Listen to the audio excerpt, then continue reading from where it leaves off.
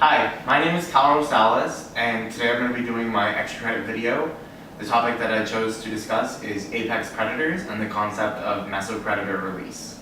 So first I'm just going to break down what the definitions are. An apex predator is the top of a food chain or the highest trophic level in an ecosystem, and they establish top-down control on the organisms and environment that they are present in. When an apex predator declines in population or is lost completely is when you get Mesopredator release. And that's the expansion in density or distribution of a middle-ranked predator due to the loss or decline of an apex predator. When that happens, unwanted pressure is put on all the other organisms in the system. The apex predator's top-down control completely goes away, and the Mesopredator oftentimes can't live up to the task.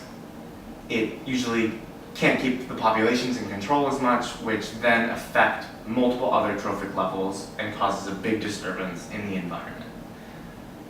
This happens all over the world, from Africa to America.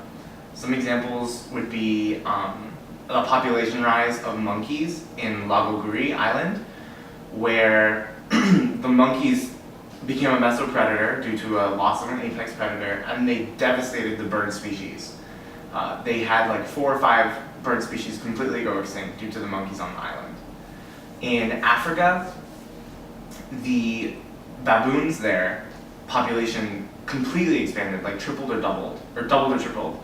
And they had such big problems with their crops that the kids that were just being able to finally go to school had to stay home to defend their farming lands, otherwise they would have no food.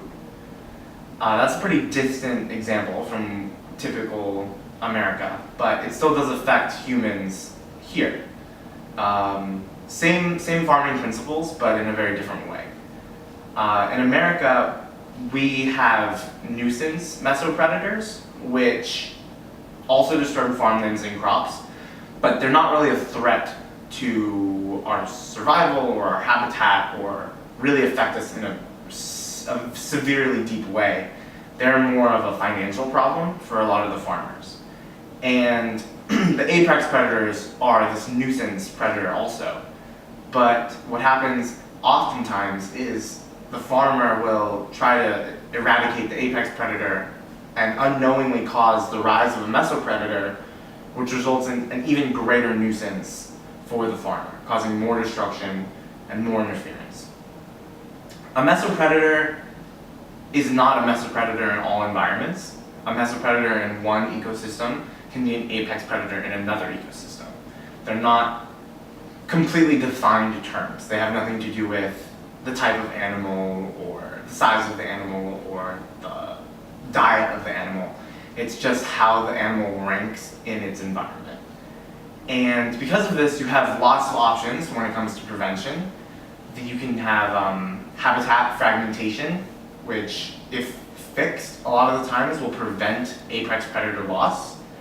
You can try to reintroduce an apex predator to an ecosystem in order to fix a mesopredator release. So, for example, where those monkeys went out of control on Lago Guri Island, you can introduce the natural apex predator again and see if they can control or reestablish control of the monkeys. And you can, if things get bad enough, you can administer biological control, which is to use a drug or some type of disease to decrease the population of the mesopredators. I hope I was able to fully explain these concepts, and thank you very much for your time.